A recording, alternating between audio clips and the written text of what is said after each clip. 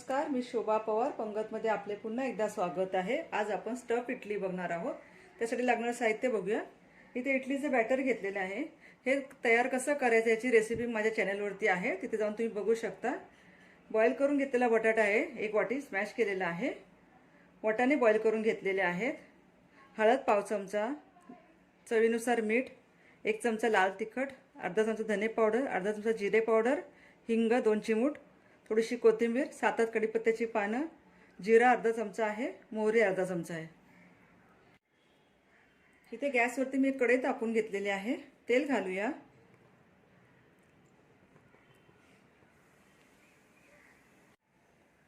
तेल तापल्यावरती लगेचच आपल्याला जिरं व मोहरी घालायचं आहे। जिरं मोहरी चांगलं तडतडू द्या। जिरं मोहरी तडतडल्यावरती कढीपत्त्याची पानं घालायची आहेत।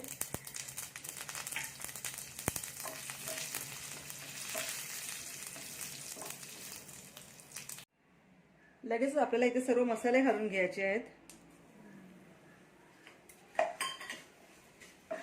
कोथिंबीर घालायची आहे। बटाटे घालून घेऊया।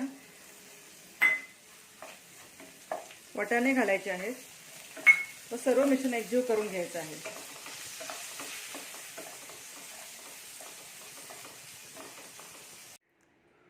इथे तुम्ही बघू शकता आपली भाजी तयार आहे। आता ही भाजी थंड करून घेऊयात।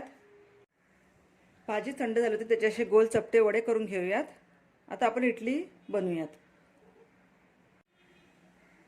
इथे इडलीच्या भांड्याला थोडंसं तेल लावून घ्या।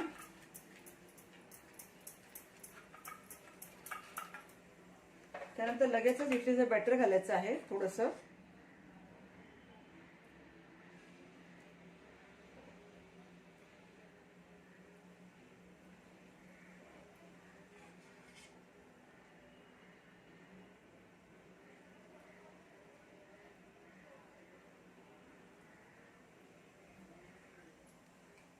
आपण जे वडे केले होते ते एक ठेवून देऊया याच्यात।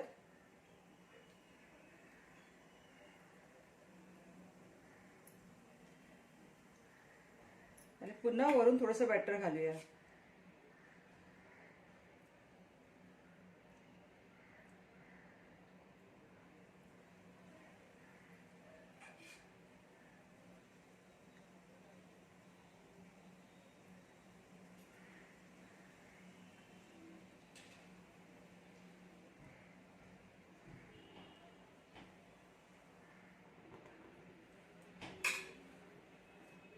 आता इथे इडली पात्रामध्ये मी पाणी गरम करून घेतलेलं आहे। त्याच्यामध्ये एक एक हे इडलीचं भांडं उचलून ठेवूया।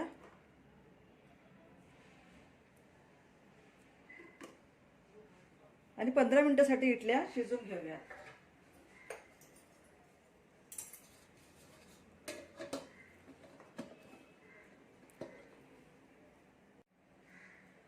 इथे तुम्ही बघू शकता 15 मिनिटं झालेली आहेत। आपल्या इडल्या स्टीम करून झालेल्या आहेत। आता आपण त्या काढून घेऊयात।